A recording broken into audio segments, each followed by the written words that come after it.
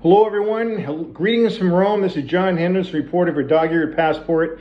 If you've been following my blog, you know that I've decided to do a few videos here and there. 2 months ago, I wrote a blog. I did a video on my 10 least favorite cities in the world. Got a lot of comments. Some of them are actually positive. A lot of people disagreed, but that's what blogs are all about. And this one's going to be a little bit more positive. I'm going to be talking about my 10 favorite cities in the world. I've been to, 114 countries and 47 years of international travel. And these are the 10 cities I would like to spend my time in. This is going from 10 to 1. Number 10, Kathmandu. I love Kathmandu. The minute I stepped foot in it, I was there in 1987. I was trekking the Annapurna Sanctuary. And at the sanctuary, you're in a bowl of 5 mountains between 23,000 and 27,000 feet. It's absolutely magical. However, Kathmandu was almost as big a highlight. It has this really cool kind of hippie 60s vibe. It's got all these natural foods, that beautiful mountain landscape. People are really nice. The dirt roads give it a really rural feel. And I like the old Westerners who came in the 60s and never really left. Just like the whole overall vibe of it. Number 9, Istanbul. This is the most romantic, underrated city in the world. Seeing the sunset behind the Blue Mosque at Hagia Sophia is something I'll never forget. And then when the sun sets, all the mosques and monuments are backlit and with some of the best lighting in the world. And then the call to prayer comes out and 10,000 mosques are blaring out this Islamic prayer that isolated sounds kind of scratchy, but with 10,000, it really gives you this chill. Also, you got to take a slow cruise up the Bosphorus River and see how big this city really is. Anyway, number 8, Ljubljana, Slovenia. I love Eastern European capitals, and Ljubljana is one of my favorites.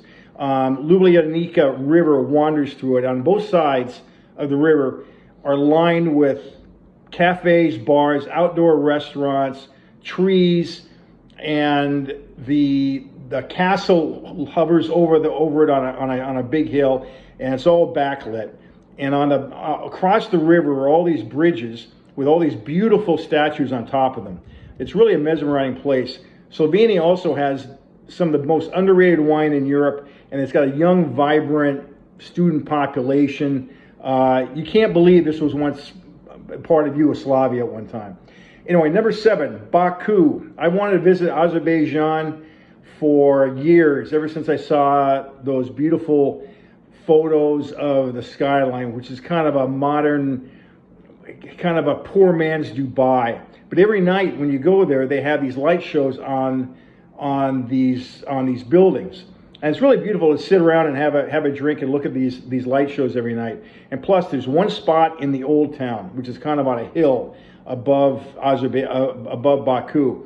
And in one vantage point, you can see 700 years of history.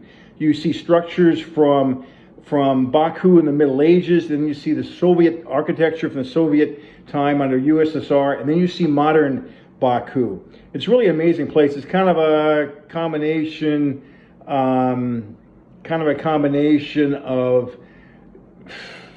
old Islam, old Islam and the Las Vegas light show. Plus, they have a great boardwalk along Baku Bay. Number 6, Beirut. Yep, Beirut. I love Beirut. It's the former Paris of the Middle East. The famed Corniche along the Mediterranean is as good as advertised. They got these outdoor bars and restaurants. You can sit and eat really good Lebanese food and smoke the hookah. They have fantastic views all along the river, and plus the history. Everywhere you go in Beirut, you're reminded of the civil war that happened. And yes, there are still tons of bullet holes in the old Holiday Inn where they used to have the press corps during the war. But the best thing about Beirut is when I was there a few years ago, is the formerly fighting Muslims and Christians had united together against the corrupt government. So everybody was at peace. Now, I haven't been back since the explosion in 2020, but I hope to get back this fall. Now, I know that the Israelis have bombed the crap out of the south end of Beirut, but the center part is still a hole. So we'll see that this fall. Number 5, Budapest. This is my favorite Eastern European, this is my favorite old Eastern European city. You have to love a city that's sitting on top of 123 mineral springs. Many of the hotels have their own spa. Mine in Budapest does. I can take an elevator 2 floors and have this incredible spa with jacuzzis, Turkish baths, hot springs, everything. If your hotel doesn't have one, there are public spas everywhere. And there are a few walks nicer than walk along the Danube River when you look up across the river and see Castle Hill and the castle all lit up. It's really a beautiful place, and I think Hungarian cuisine is the most underrated cuisine in Europe. It's filling, it's really tasty, not greasy, and cheap.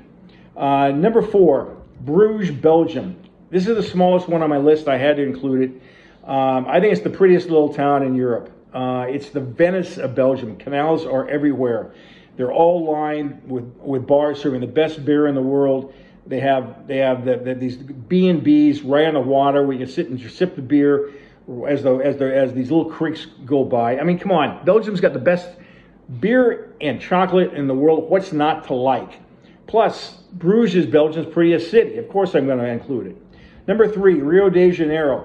I love beaches, and Rio has the best urban beaches in the world. They have this long strand of sugary fine sand stretching for miles. And on the beachfront walk, they have it's partitioned off by mileposts, so you can rollerblade or jog or cycle. And when you get tired, you can stop. And they sell these chilled coconuts where they jam a hole in it. You can sip the coconut milk out of it. It's really a wonderfully refreshing, healthy city. Granted, the favelas kind of cover all the hills above Rio de Janeiro, but they are a long way from the beach towel, and behind the beach are these beautiful skyscrapers. It's really a cool place. Number 2 is Paris. Okay, I'll admit it. It's the best city in the world. It's better organized than Rome. Has better nightlife, better restaurant variety. It's drop dead gorgeous. And you can't find a more romantic hour in your life than a moonlit cruise to the Seine River. The food is spectacular. The wine is really good. I think the bread is the best I've ever had. It's the perfect city for shopping, for food, for a picnic, and no better place than the Parc du Champ de Mars under the Eiffel Tower. However, it did not make number 1. Number 1 is no surprise, Rome. Where else? It's my adopted city. It's got the best food and wine in the world. Sorry, Paris. It's the most beautiful in the world. Sorry, Paris. It's got the best backlit monuments in the world. Yeah, Paris, you're number 2. The big advantage over Paris that Rome has, though, is the piazzas. Piazzas, there's no traffic, there's no cars. It's really quiet. They're all over the city. Hanging out in the piazzas is like living in a small town with a big city right across the street.